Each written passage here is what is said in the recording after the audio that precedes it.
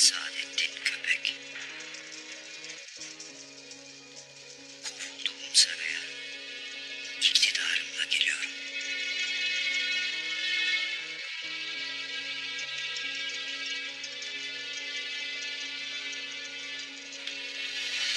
Evvela Subaşı Saadettin oldum. Sonra Emir Saadettin. Ve indi Sultan Saadettin olmanın vakti geldi.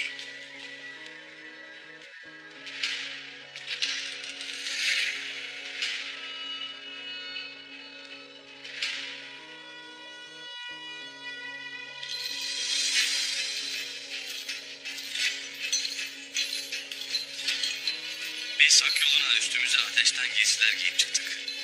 Uğurda değil zincirlere vurulup zindanlara atılmak, dar ağacında boynumuza ilmek geçirseler, tek sözümüz sonsuza dek adalet olacak. Onlar indi önümüze bent çektiklerini sansınlar. Biz coşkun ırmaklar gibi taşıp onların bentlerini tarumar edeceğiz.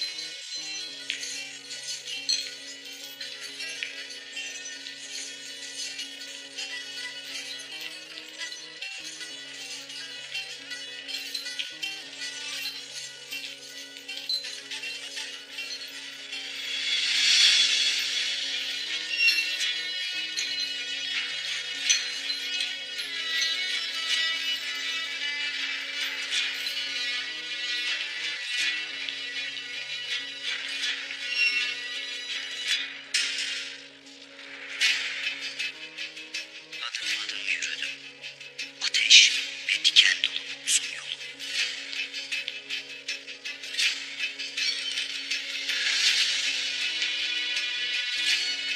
Yılmadım. Tükenmedim. Sabrettim. Şimdi esas yolculuk başlayacak.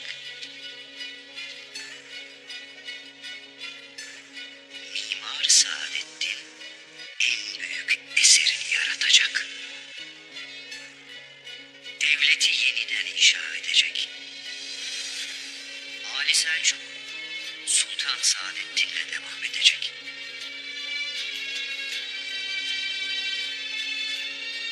Ey Sultan Alaaddin ey! Dediklerimi hiç dinlemedin. Bak, şimdi devlet seninle değil, benimle payidar olacak. Mezarında rahat uyu. Oğlun Gıyasettin gibi yeni yetmeler değil, Emir Saadettin gibi ehil bir vezir idare edecek bu devleti. Sultan bile karşımda duramadı.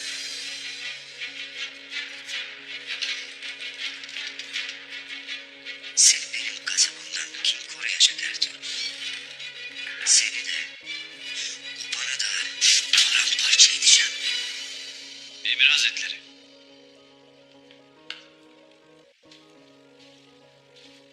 Sahi efradı sultanın cenazesi için hazırdır Emir Hazretleri. Âlâ, gidelim de sultanımıza son vazifemizi yapalım. Bundan gayrı, devlet biziz gayraldı. Kudretimiz yüce olduğu gibi, yükümüz de ağırdır. Senden bu yolda sarsılmaz bir sadakat beklerim. Bundan şüpheniz varsa şuracıkta boynumu vur. Vaktiyle öz kardeşimin dahi kellesini size getirdim. Bir buyruğunuzla canımdan da geçerim.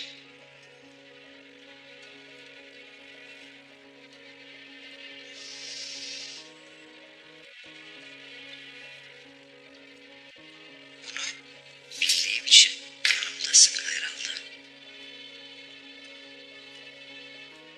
Hadi gidelim. Sultan Alaaddin'i de, onun devrini de toprağa gömelim. Sonra bizim devrimiz başlayacak.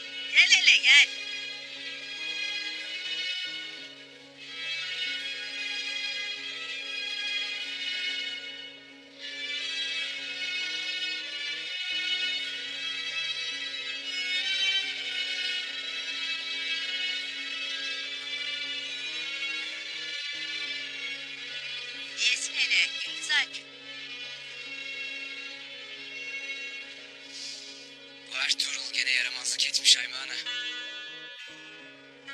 Eli avuca sığmaz bir delişmen oldu. Ne edeceğiz senin bu oğlunu?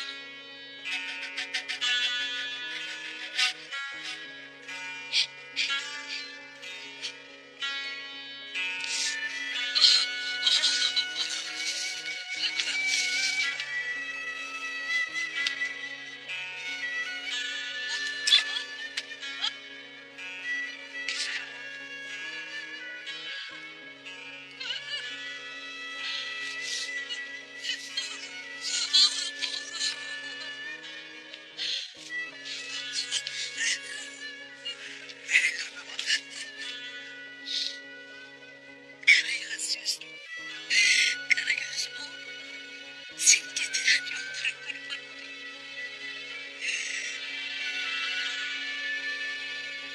Yüreğimden Naime hasretini kaldırdın. Hoş geldin. Sabah geldin. Hoş gördük anne. Hoş gördük. Benimle hasretle yanan kızgın bağrımı gördü sular sarmalı. Hoş geldin ağabey. Hoş gördük Halime Hatun.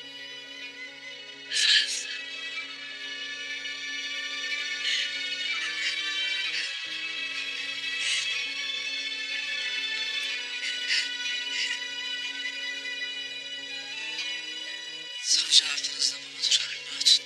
Budur ağabey savcı Alp. Allah bağışlasın. Amin.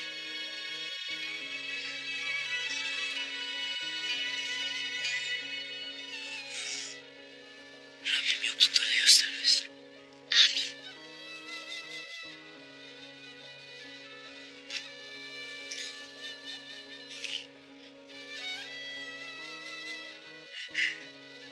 Maşallah. Maşallah.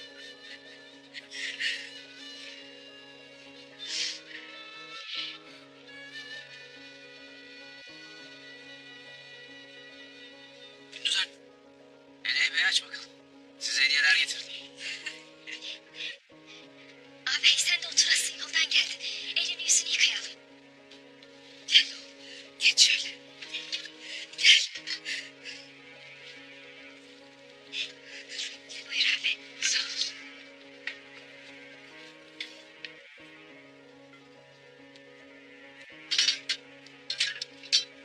Bismillah.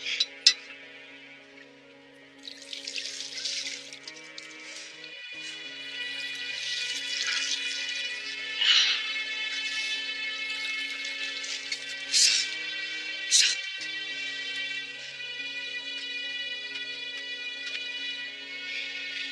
Alayım ağabey. Sağ ol Halime Hatun. Gündoğdu'yla Dündar nerede oğlum? Yoksa yoldalar mı? Onlar obada kaldıklarını. Sultanın Hamit seferine katılmak için. İnşallah tez vakitte onlar da gelecekler. Allah kazalarını mübarek etsin.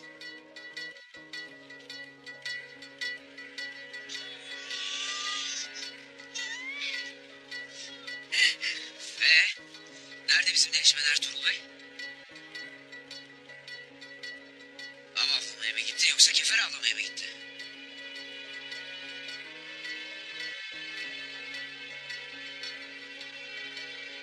Hayrola hanım? Bir şey mi oldu? Ne avdadır, ne kefere peşinde. Sefere çıktık ya. Halime Hatun. Peki nerede ne oldu?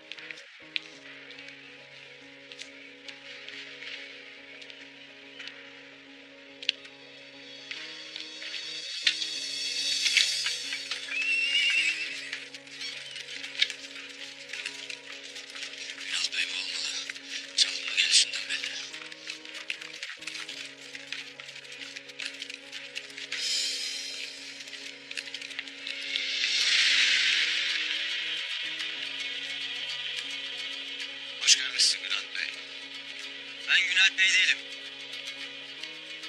Onun yaveri ayda olmuşum. Bize Gülat Bey'le geleceğini söylendi. O da geldi. Hatta şimdi içeride makamına oturmuştur bile. Meczup musun sen? Ne dersin? İl midir, cin midir bu adam? Nasıl içeri girdi? Hem de makama oturdu dersin.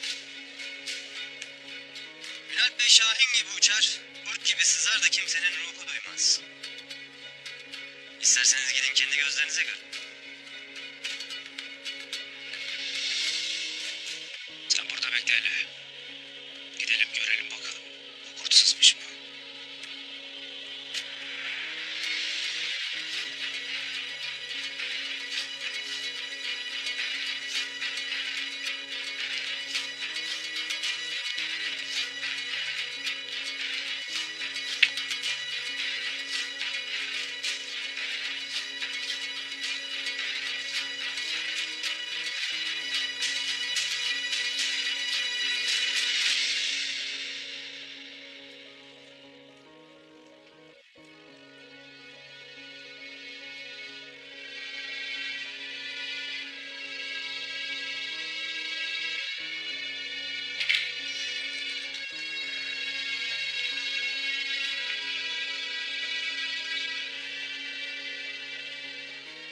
Bu nedensizliktir.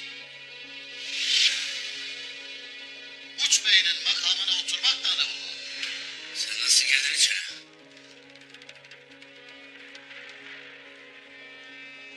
Kale, tepeden tırnağa zaaf içinde.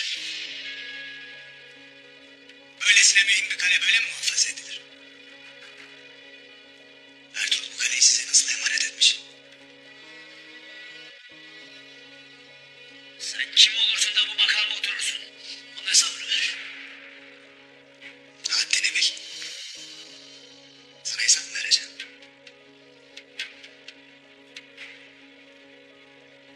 Sen kimsin? Ben Çavdar Bey Turgut Bey'im. Sen kimsin?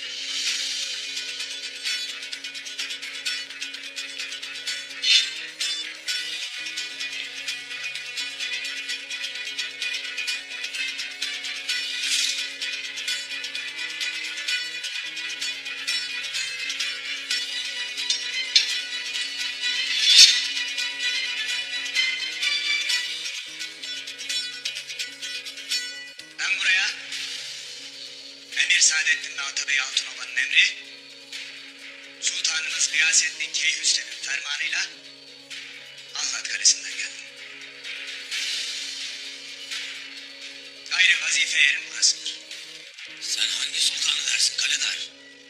Beyinizin öldürdüğü Sultan Alaaddin'in oğlunu derim. Senin ağzından çıkanı kulağın işitirme ha? Beyiniz olacak o hain. Sultanın yaveri Aziz'le bir olur.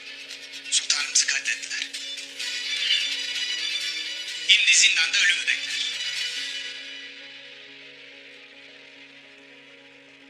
Gayrı Karacahisar'da, bu topraklarda benim hükmümdedir. Fitnedir, tuzaktır bu. Haddini bil Akbaşı. Sesini yükseltme. Karşında devletin kaledarı var senin.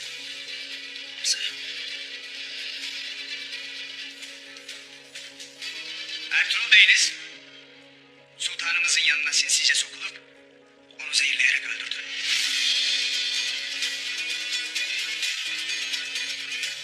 Sultanımız Gıyasettin katilin Ertuğrul olduğunu anlayıp bizzat yakalattı. Yakında hükmünü verir. Etlerini parça parça edecek. Ne senin ne de seni buraya gönderenlerin buyruğunu dinleriz. Siz devletin buyruğuna karşı mı gelirsiniz? Siz devlet obanız mı sanırsınız? Sizin hükmünüz verildi. Ne dersin sen be? Sultanı öldüren Ertuğrul'la işbirliği yapmaktan suçlusunuz.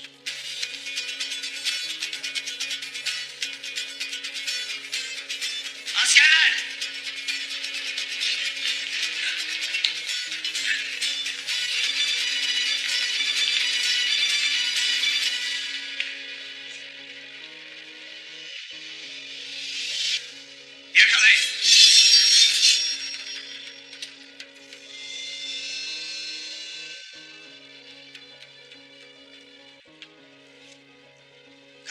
kendileri devlete isyan etmekten geberdi. Hem devletin huzuruna karşı gelip hem de askerini mi öldüreceksiniz?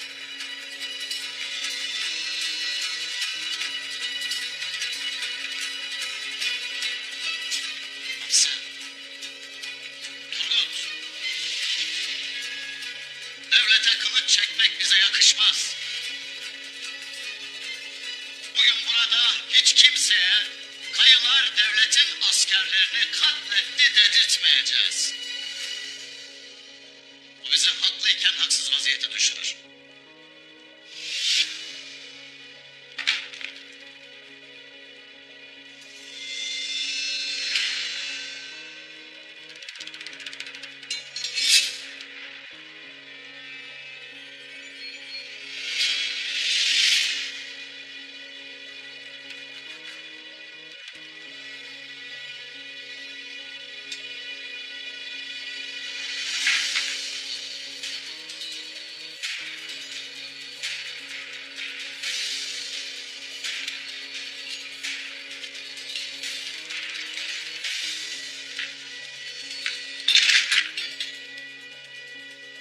Yakalayın. Şimdilik güç sizlerdir. Lakin bu yalnıza kalmaz. Yalnız biz değil. Bütün obaların beyleri bunun hesabını soracaktır. Merak etmeyin. Türk obalarının beylerini de çağıracağım. Sizleri onların önünde Ertuğrul'la işbirliği yapmaktan idam edeceğim.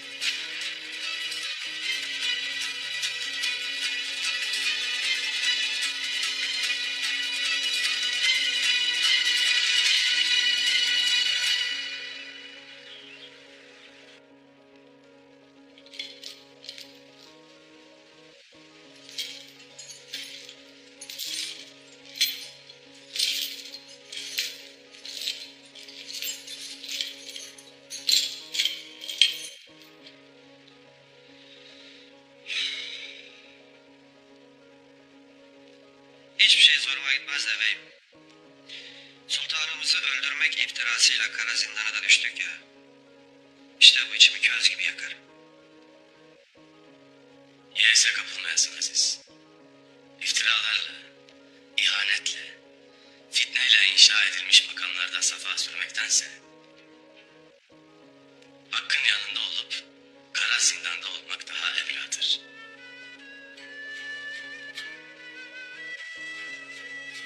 Rabbim buyurur ki, gevşeklik göstermeyin, üzüntüye kapılmayın. Eğer inanmışsanız, üstün gelecek olan sizsiniz. Madem hakkı müdafaa etmenin sonucu kara zindan oldu, kader böyle tecelli etti. O vakit Yusuf Aleyhisselam gibi biz de tefekkürle bu kara zindanı aydınlatacağız. İnanırım ki Yusuf'unu zindandan çıkarıp Mısır'a sultan eden Rabbim bize de bir çıkış kapısı ihsan edecektir. İnşallah beyim. İnşallah.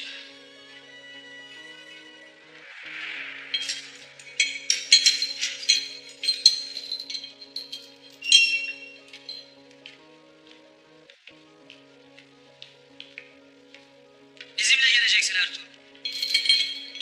Nereye götürüyorsunuz onu? Kapat çeneni Aziz.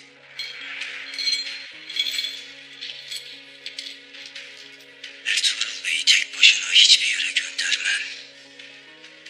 Sakin olasın Aziz. Gittiğimiz gibi geri döneriz evvelallah.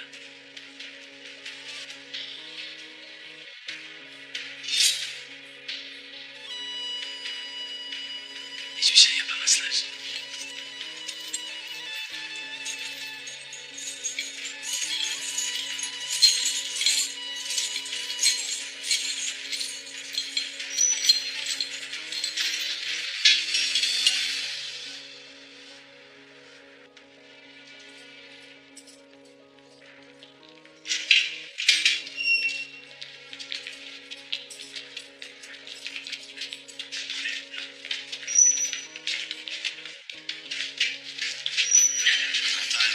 Hata. Hata edersiniz. Hata. Hata edersiniz. Ne diyorsun? Hata edersiniz. Hata. Ertuğrul Bey'imizin ne de bizim sultanımızın ölümüyle zerrece alakamız yoktur. Hata edersiniz.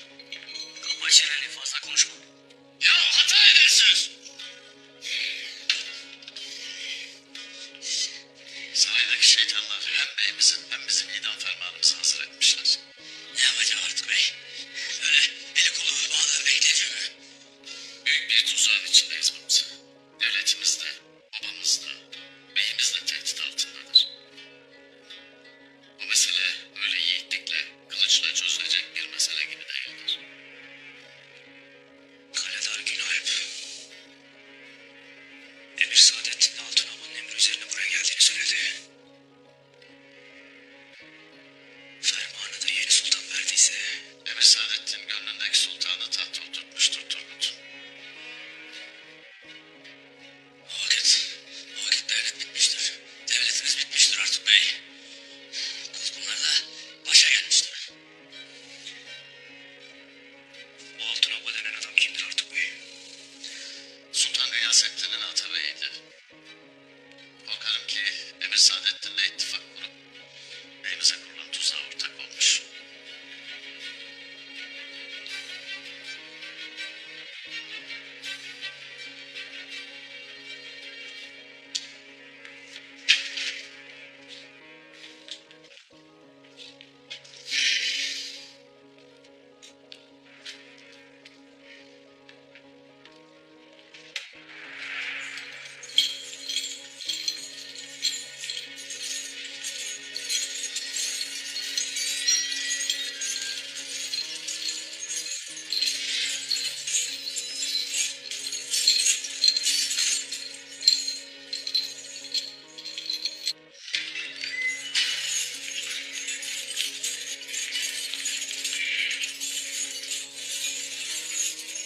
Emir Saadettin'in önünde diz çöktürün şu katile.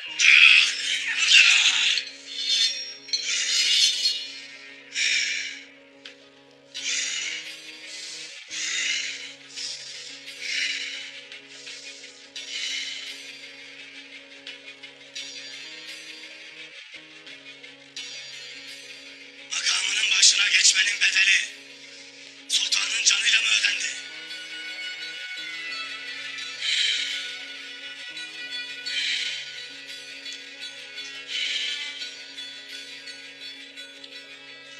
Şimdi sırada ne var Saadettin?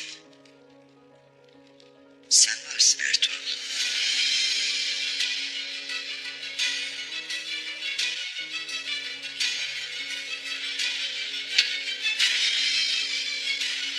Sen varsın.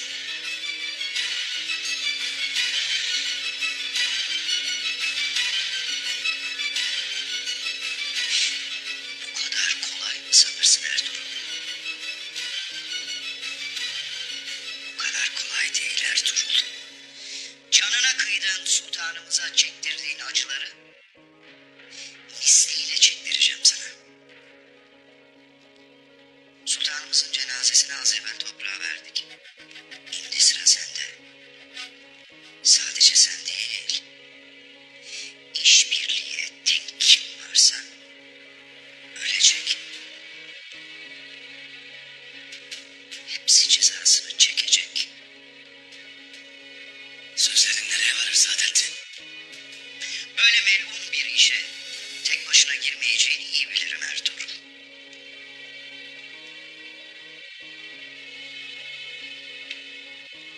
Artuk Bey, Bamsal, Turgut Bey. Onlar da senin gibi ettiklerinin cezasını bulacaklar.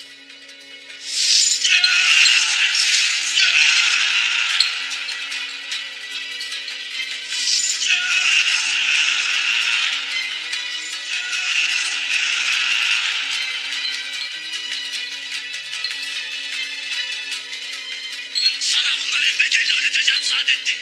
Sana bedelini ödeteceğim.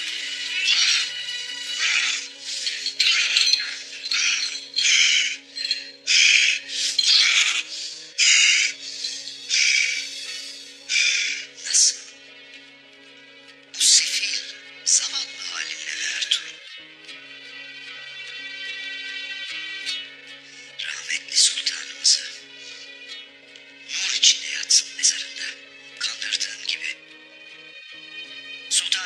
Gıyasettin'i de kandırabileceğini zannediyorsan aldanırsın.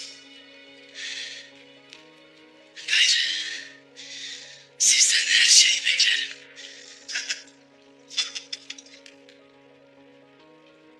Hala haddini bellemişsin demek.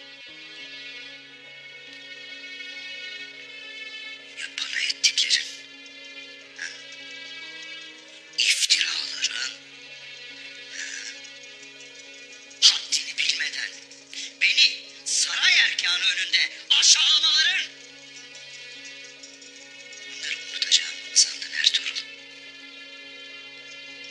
Elbet bunların hesabını vereceksin. Bu yüzden bilmeni isterim. Sen hesabını verirken yalnız olmayacaksın.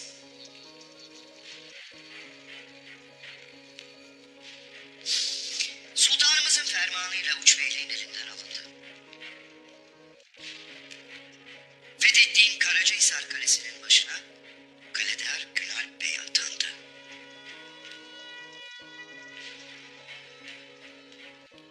İşbirliği ettiğin kim varsa hepsi senin gibi belasını bulacak. Günalp Bey yardakçıların hepsini vakti gelince idam edecek.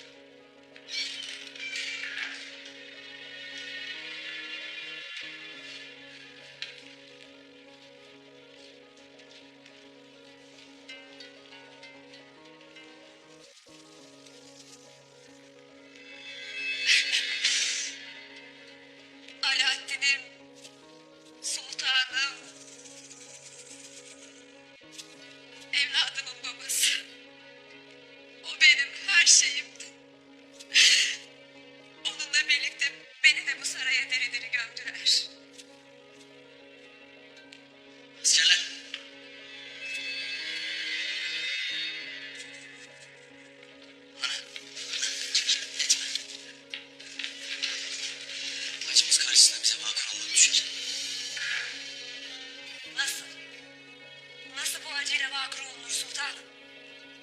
Aslan gibi babanı gencecik yaşında toprağa verdik. Tırnaklarımla kazıdığım toprağın kokusu ömrümce elimden geçmeyecek. Kara toprağı, kefene sarılmış bedenine döktüm. Bu ellerle, bu kahrolası, bu kopası, bu uğursuz ellerle döktüm. Nasıl benden vakır olmamı beklersin? Babama bunu edenler belalarını bulacaklar ana.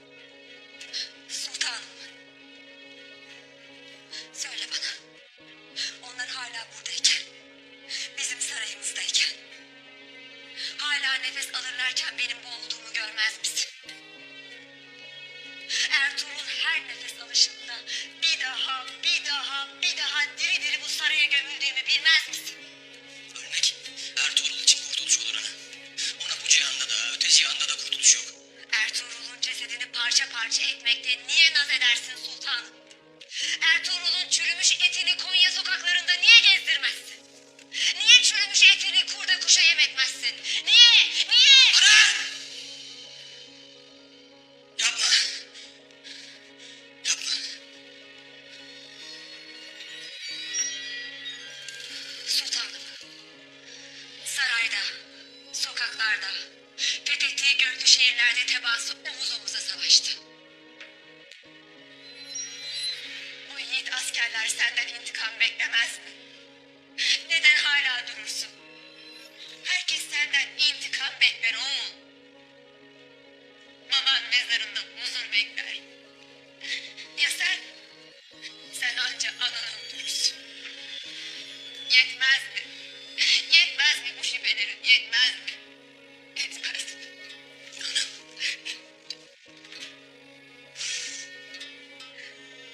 Ertuğrul babamı öldürürken yalnız değildi. Sen benim öfkem yok mu sanırsın? Benim öfkem ummana sığmaz görmez misin? Ben daha babamın bastığı toprağı öpmeye doyamazken onu o toprağın altına koyanlardan bunun hesabını sormaz mıyım sanırsın? O iti hemen gebertmezsen hepimizi zan altına koyacaksın. Sultanımız kılıç aslanı veliaht yaptı diye cinayeti bizim işlediğimizi düşünecekler. Bize bu utancı yaşatma sultanım. Yaşatma. Ne olur yaşatma. O kahpeliğin ardında Melike Ali Bey'le oğlu Kılıç Aslan var. Ana!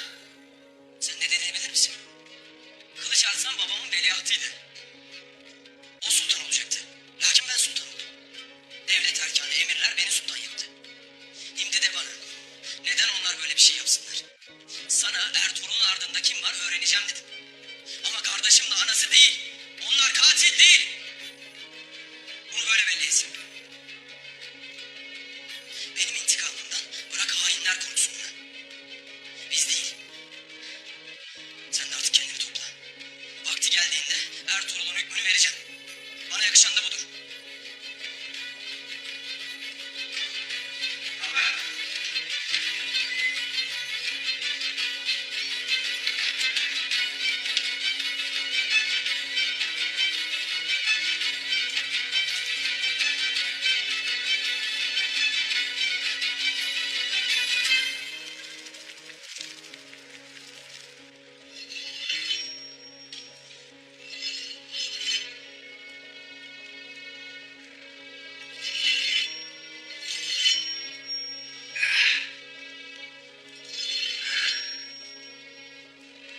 Abdurrahman.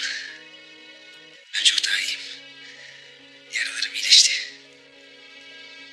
Ayağa kalkabilirim. Gitmeme yardım eder misiniz?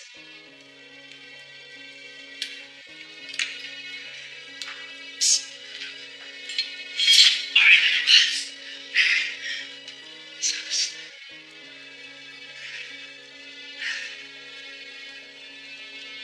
Bismillahirrahmanirrahim.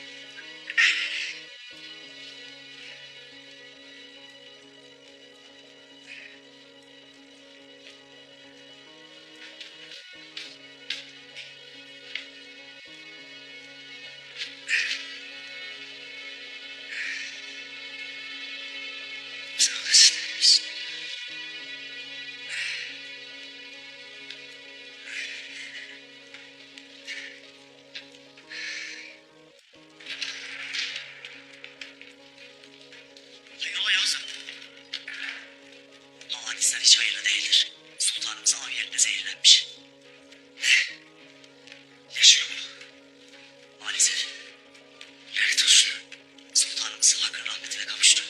Peki Ertuğrul Bey? Ertuğrul Bey'imiz sultanımızı öldürmek suçundan zindan atıldı. Saadet, Sultan Gıyasettin yarın beyimiz hakkındaki hükmü verecekmiş. Sultanı öldürmek de ne demek? Nasıl iftiradır bu? Tuzaktır bu. Hemen elleri topluyor. Beyimizi kurtarmamız gerek. Arkadaşlar dur ama dur. Gülkut. Sultan Gıyasettin kararını açıklamadan sarayı basarsak her şey çok daha kötü olur. Ne edeceğiz ya? Elimiz kolumuz bağlı burada bekleyecek miyiz? Beyimizi göz göre göre iftirayla öldürecekler kardeş. Bu vaziyette zaten sarayı basamayız Gülkut. Ama eğer idam kararı açıklanırsa o zaman idam yerini basabiliriz. O zaman Ertuğrul Bey'imiz için kanımızın son damlasına kadar savaşırız.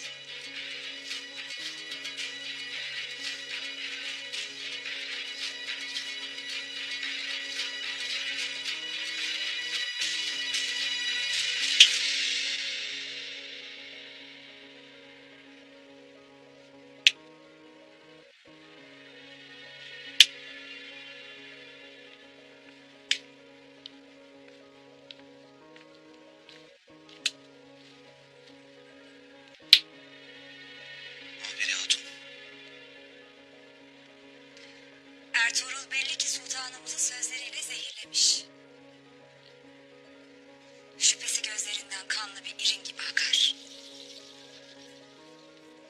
Deli bana şüphelerini kusmak ister. Lakin sevgisi kalkan olur. Er geç dönüp dolaşıp benimle hesaplaşacak. İmlilik öfkesini içinde soğutur. Sonra babasının katillerinin peşine düşecektir. Ya sultanımızın ölümünde dahilimiz olduğunu öğrenirse?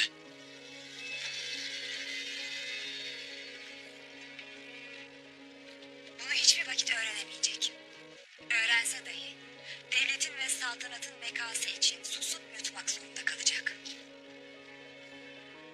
Emir Saadet'in buraya gelsin. Onunla da hem bu mevzuyu hem de yeni nizamımızı konuşacağım.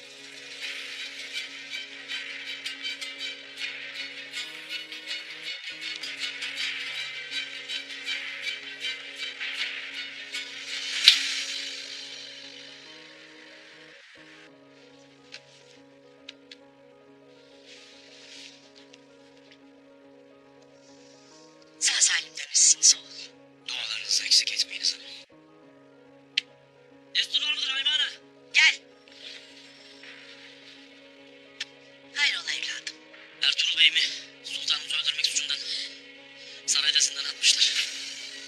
Ne dedin? Ne dedin?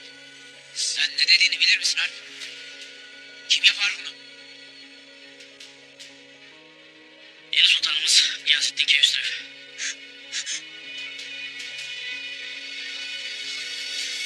Beyim, nasıl diyeceğimi bilemem.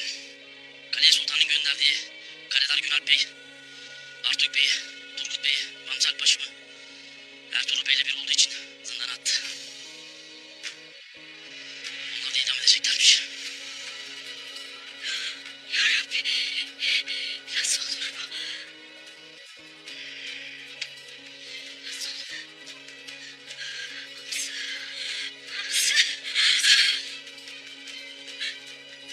Başımıza gelen. Gerekirse atlarımla saraya basıp kardeşim kurtaracağım ana. Biz de kaleye varıp gereğini yapacağız Haymana. Müsaadenle. Durun. Durun hele. Ne sizi kaleye sokarlar, ne de koskoca sarayı basıp Ertuğrul Bey'i kurtarmaya gücünüz yeter. Zaten Emir Saadettin'in kılıcı boynumuzun üzerindedir. Hepten kendimize ateş atarız. Konya'ya biz varırız. Halime sarayı iyi bilir. Vardığımızda da gereğini yaparız. Ya beylerimiz ne olacak Haymana? Sungur Bey'imiz gereğini yapacaktır. Gayrı beylerinizin canı da obamız da ona emanettir. Hadi kızım, hazırlanıp yola revan olalım.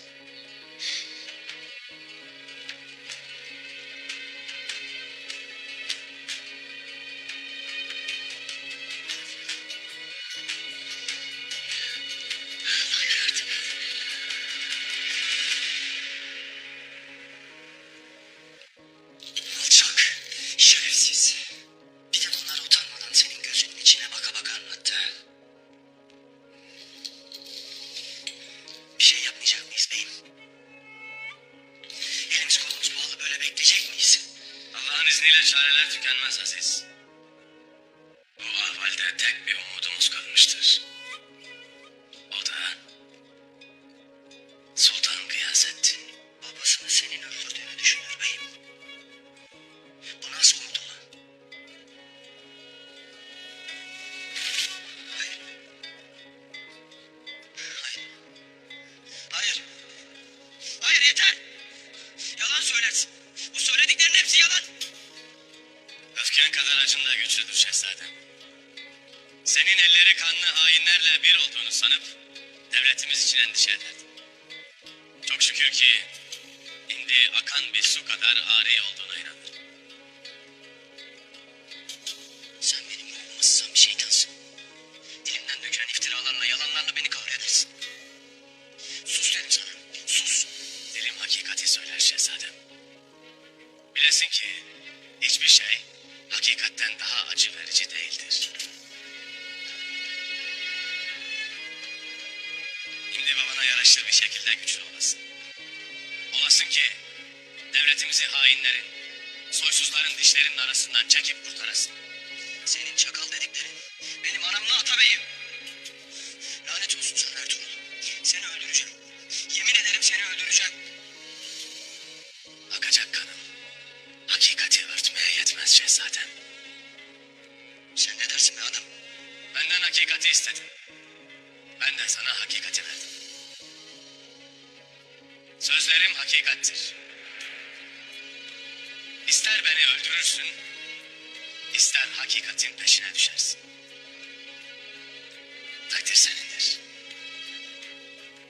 Lakin bir vakitler sultanımızın düştüğü gibi gaflete düşersen bedelini devletimiz ödeyecek. Gafletinle devletimizi önce Mahberi Hatun'la Altun Aba'nın, sonra da Saadettin'in kirli ellerine teslim edeceksin. Devlet sen oldum sanırsın, lakin bir bakarsın koca bir hiçsin. Babasının katilleriyle işbirliği etmiş bir sultan müsveddesi. Seni hançerimle nimeli edeceğim Ertuğrul. Sadece seni değil. İşbirliği ettiğin kim varsa hepsini. Duydun mu? Ah!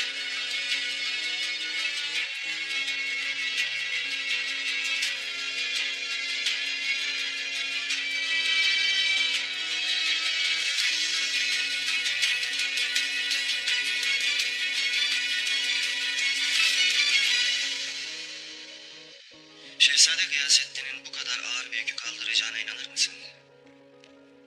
İşin bir ucunda anası, diğer ucunda da Atabey ile Saadettin vardır. Sultan Gıyasettin'in niyeti halistir. Bu kadar yükü kaldırabilir mi bilmem. Lakin adaletin tecelli etmesi için elinden ne gelirse yapacağına inanırım.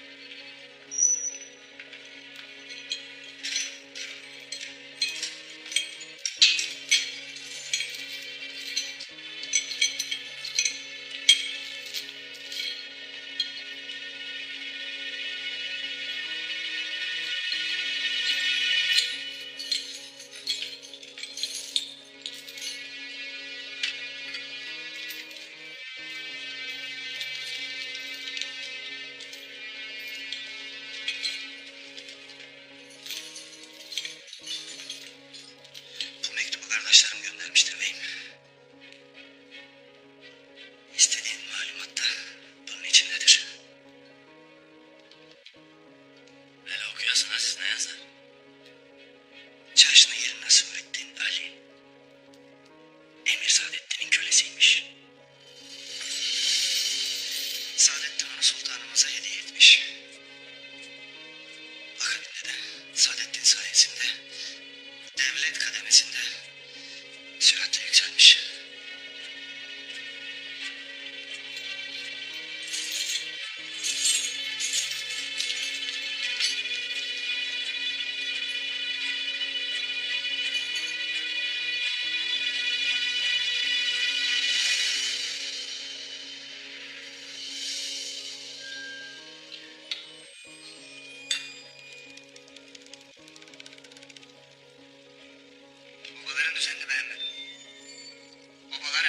düzenine göre değil.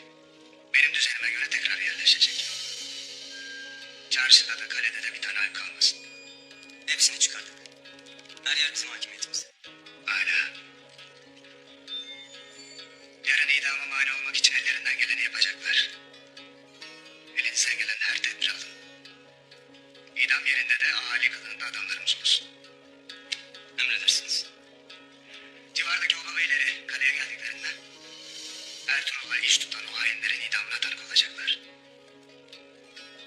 İpe çekilen yalnızca Ertuğrul'un 3 adamı değil, bütün itibarı olacak. Sultanımız onun canını, ben de itibarın elinden alacağım. Zira bunu yapmazsak, civardaki göçer obaların isyanıyla uğraşırız. Gayrı bu toprakların tek hakiminin devletimiz adına ben olduğumu hepsine belirteceğim.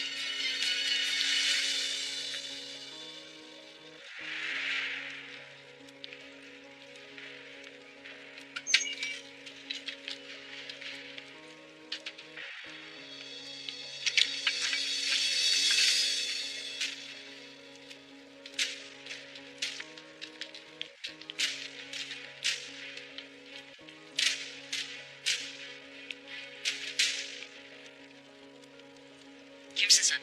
Ne istersin? Git Günah Bey'ine haber et. Süleyman Şahoğlu Sungurtekin seni görmeye gelmişti. Süleyman Şahoğlu demek. Günah Bey meşguldür. Obanıza dönün. Çıkarın dışarı. Kimseyi almayın.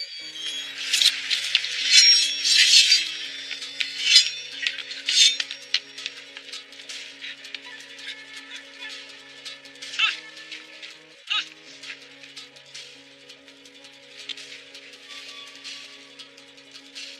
Günah Bey'le iki. Süleyman Şahoğlu Sungurtekin geldi. Ya benimle adam gibi görüşür, ya da bunun gırtlağını keser. Vuruşa vuruşa kapılara kırar girerim. Haydi!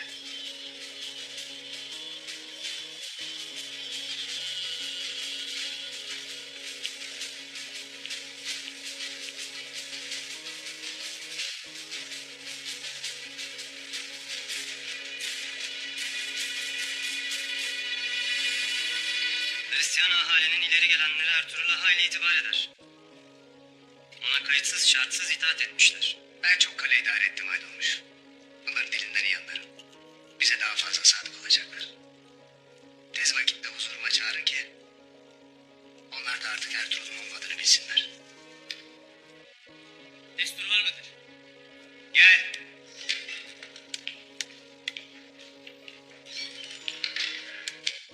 Söyle. Süleyman Şahoğlu Sungurtekin geldi. Sizinle görüşmek ister. Konuşacak bir şeyim yok. Söyle geri gitsin. Komutanımızın gırtlağına hançer dayadı. Ne? Ya benimle görüşür, ya da komutanının gırtlağını kesip vuruşa vuruşa kapıyı kırar girerim dedi. Kime meydan okuduğunu sanır. Canına mı susamış? Şimdi gidip hepsini kılıçtan geçireceğim. Dur. Yeterince kan döküldü. Hadsizliğin hesabını sonra görürüz.